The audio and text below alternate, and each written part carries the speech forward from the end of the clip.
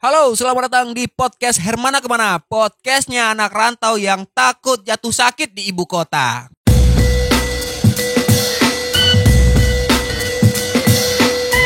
Apa kabar? Apakah Anda pernah sakit akhir-akhir ini?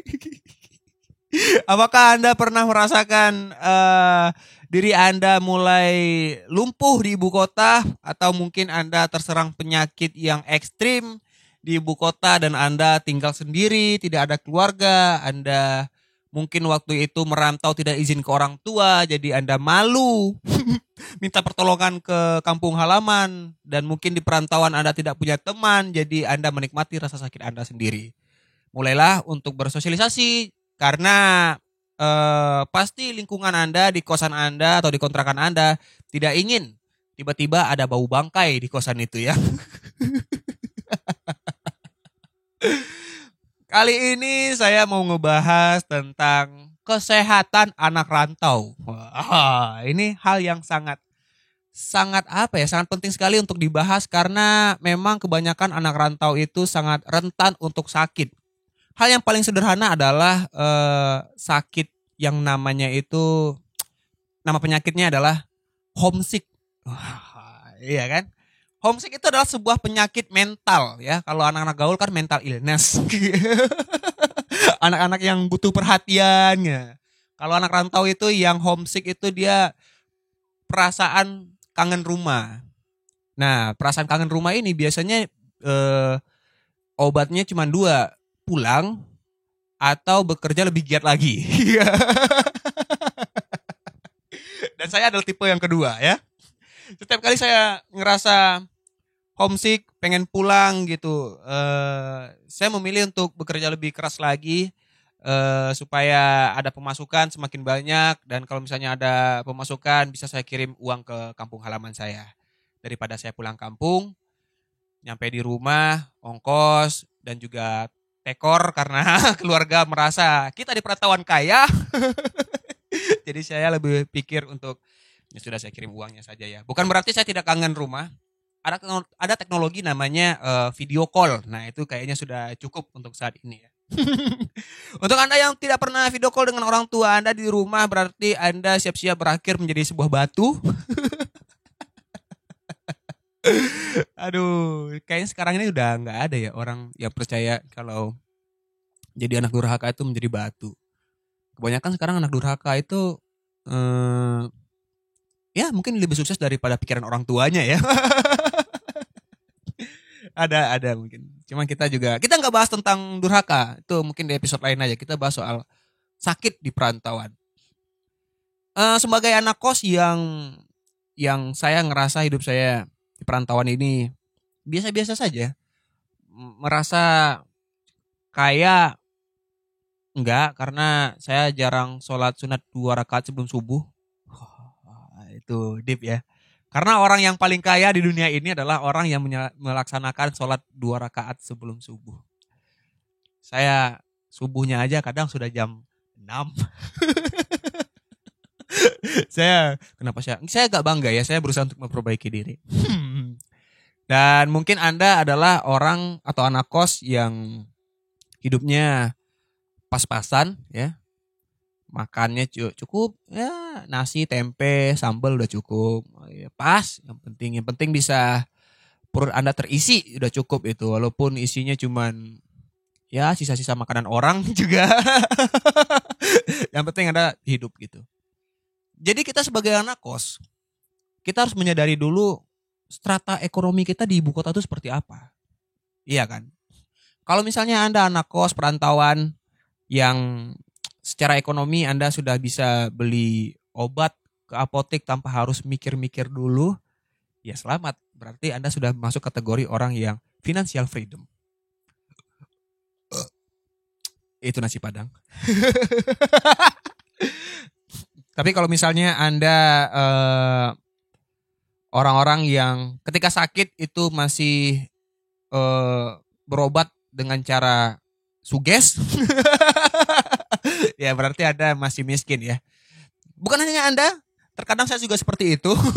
Untuk penyakit-penyakit yang saya anggap ini nggak harus berobat deh gitu, ini nggak usah, ini di rumah aja tiduran aja gitu. Bicara soal rasa sakit, saya mau cerita tentang di perantauan. Saya itu kalau sakit, saya memilih untuk istirahat seharian. Seharian tidur nggak ngapa-ngapain gitu. Kalau makan, ya bisa, kalau bisa makan beli mie, beli mie. Yang pokoknya yang tidak ribet, tidak banyak keluar rumah atau nguras energi lah. Yang penting saya waktu sakit itu hanya tiduran seharian, emang istirahat total. Tapi ada kalanya istirahat total itu nggak berhasil di penyakit-penyakit tertentu. Mungkin untuk Anda yang pernah nonton digital download komedi rantau, saya pernah menceritakan ini, tapi ya saya coba ceritakan sedikit, nggak secara detail ya. Karena kalau pengen detail silakan beli di digital downloadnya di cemika.id komedi rantau. Saya pernah sakit itu gejala batu ginjal. Ini masih dalam konteks gejala ya, karena kalau misalnya udah batu ginjal itu sangat bahaya sekali.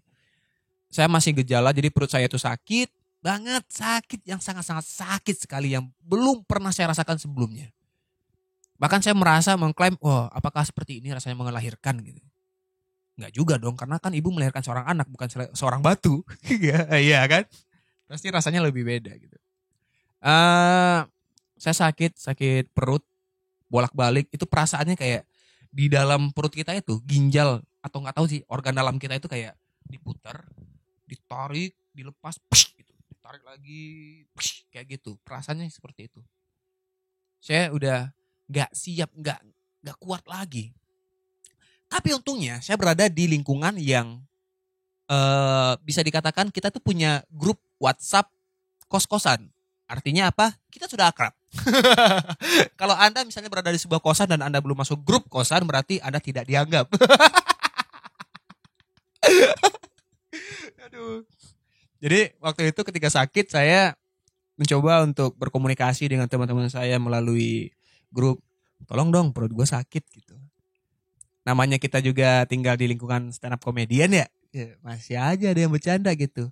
Ah mau berak lu? Ini kali kelaparan lu atau apa belum makan gitu. Oh asam lambung kali naik gitu. Atau apa gitu. Enggak, akhirnya gue udah nggak kuat. Akhirnya VN dan bilang, tolong dong, gue udah sakit banget, gue nggak kuat gitu.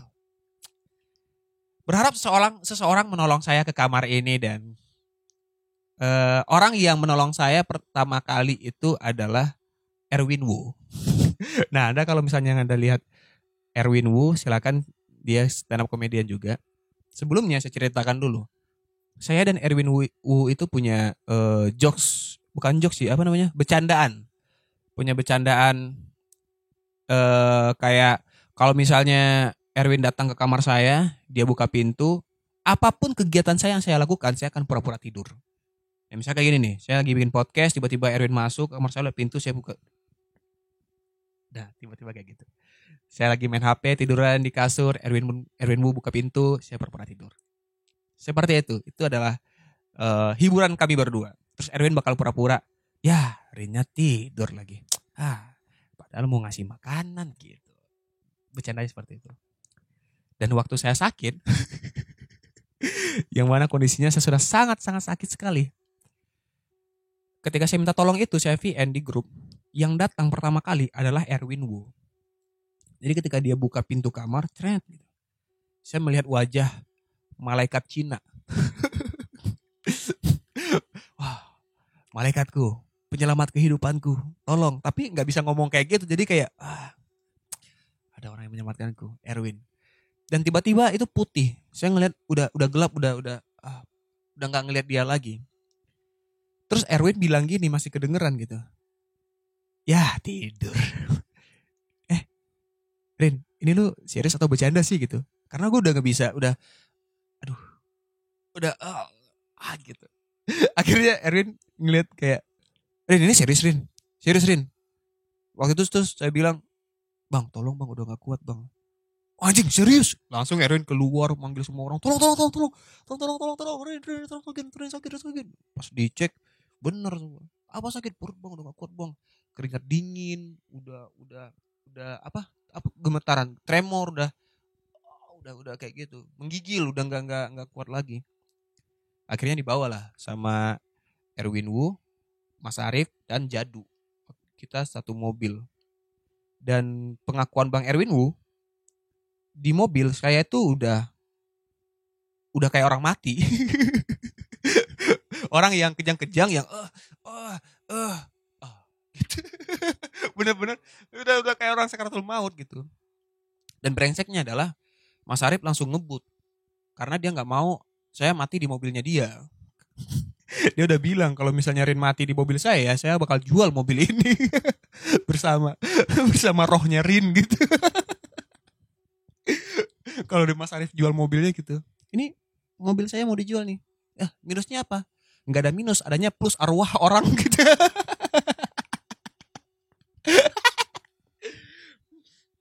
Itu rasa sakit yang pernah saya alami. Setelah itu saya belajar banyak hal tentang menjaga pola sehat. Kalau mau cerita fullnya yang lebih lengkap dan lebih lucu-lucu lagi, silakan beli di digital downloadnya ya, Komedi Rantau. Dan setelah sakit perut itu, saya belajar kesehatan tentang pentingnya kita untuk banyak-banyak minum air. Karena minum air ini ternyata nggak cuma minum air. Ternyata manfaat khasiat dari minum air ini sangat luar biasa di tubuh kita. Saya baru menyadari itu karena mungkin dulu saya agak meremehkan minum air putih ya.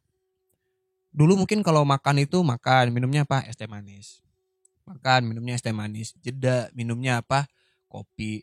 Jeda minumnya apa? Pengen es buah. Saya sangat jarang sekali minum air putih. Sampai akhirnya waktu itu saya menyadari ternyata ginjal saya itu fungsinya udah turun. Maksudnya kualitas ginjal itu udah gak maksimal. Gara-gara itu kurang minum air putih. Jadi gara-gara penyakit itu selama sebulan saya tidak minum kopi. Saya tidak minum kopi, hanya minum air putih. Kalau biasanya galon di kosan saya itu bisa bertahan 1 bulan, 1 galon. Saking jarangnya minum air putih, banyak kali minum es teh manis, kopi gitu. Nah sekarang itu alhamdulillah cuma bertahan 2 minggu. 2 minggu udah habis. Karena saya punya takaran sendiri. Kalau misalnya saya pipis, warnanya udah mulai kuning, wah saya harus minum air sebanyak mungkin nih biar netral lagi, bening lagi airnya gitu. Soal pipis ini lebih ekstrim. Karena saya kebiasaan minum kopi ya. Ya namanya anak kos dong. Kita anak kos hobinya begadang, pekerjaannya tak ada, terlalu banyak mikir, minum kopi, inspirasi. Tai anjing gitu. tidak ada itu. Jadi karena saya kurang air putih, saya pernah pipis saya itu berdarah. Itu yang saya nggak tahu ya, saya nyebutnya ini berdarah atau memang air pipisnya itu udah merah banget, udah merah lah. Nah ini nih, warna-warna merah ini nih. Itu titik yang dimana saya, anjing sih, kok panan apa? Ya, bukan, tapi lebih merah, kayak merah darah. Iya kayak merah darah waktu itu. Nah itu yang bikin saya panik, yang anjing ini berarti ada yang salah nih dalam perut nih gitu. Aduh, gak mungkin nih. Karena waktu itu saya lagi baru bangun tidur, pipis terus merah, terus saya kayak, wah ini ada masalah dalam perut nih. Apakah ginjal saya sudah mencair atau hati saya sudah remuk dan tidak utuh lagi sehingga berubah cairan atau berdarah atau apa, udah mulai panik. Terus saya berusaha untuk minum, dan waktu itu di kosan saya nggak ada air putih, akhirnya saya minum es teh manis lagi. Itulah kawan-kawan, jadi jagalah kesehatan kita ya. Apalagi dibahas soal sakit deh. Ade, enggak lah. Kalau Ade itu di stand up aja, karena itu lucu banget. Ini kan kita cuma bahas soal tipis-tipis respect aja nih. Ya. Jadi ceritanya adik saya COVID gitu. Dan keluarga saya itu tidak percaya COVID. Nah, premisnya udah menggelitik nih. Gimana caranya kita mengedukasi keluarga kita yang gak percaya COVID, tapi dia kena COVID. Nonton nanti saja pas stand up, materi stand upnya saya lagi nulis. Intinya adalah kalau orang miskin itu kalau sakit obatnya suges gitu. Dan teh panas, jangan lupa teh panas. Dan juga sebuah ramuan-ramuan kuno dari nenek moyang. Kalau misalnya ada sakit, demam atau apa, dilihat, ini dia harus minum air rebusan daun kusai. Nah itu apa? Saya nggak tahu itu daun apa. Ini daun rampai-rampai cukup ini. Ini bisa sembuh nih. Jayalah sehat selalu orang miskin. Karena jangan sampai orang miskin sakit. Kita adalah orang-orang yang butuh perjuangan setiap harinya gitu. Mungkin itu kenapa orang kaya itu banyak sakit gitu. Karena terlalu banyak pikiran, terlalu uangnya mau dibawa kemana ya gitu. Kayaknya mendapatkan uang terlalu mudah gitu. Jadi makan makanannya yang junk food ini atau apa gitu. Orang miskin juga makan junk food sih. Cuman sekali-sekali. Enggak, sekali-sekali itu dalam kehidupan, berarti 2 kali. Udah, itu dulu podcast kali ini di Hermana Kemana spesial rasa sakit. Mungkin untuk Anda, oh ya, karena udah banyak dicerita dari teman-teman dari episode sebelumnya. Podcast Hermana Kemana komentarnya, nanti akan ada satu episode saya membacakan komentar-komentar Anda semua. Dari episode pertama kali saya coba baca. Atau misalnya Anda punya cerita tentang rasa sakit, boleh ditulis di kolom komentar. Dan bagaimana pengobatan Anda? Karena sakit di rantau itu susah bro. Saya adalah orang yang kalau sakit di perantauan itu nggak pernah ngasih kabar ke orang kampung halaman, orang yang di rumah.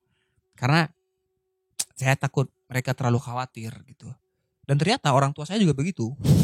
Jadi ketika dia sakit dia tidak pernah mengabari saya karena takut saya khawatir. Padahal iya sih.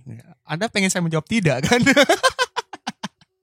Oke, terima kasih sudah mendengarkan podcast Hermana Kemana. Jangan lupa episode minggu depan ya. Drop the mic.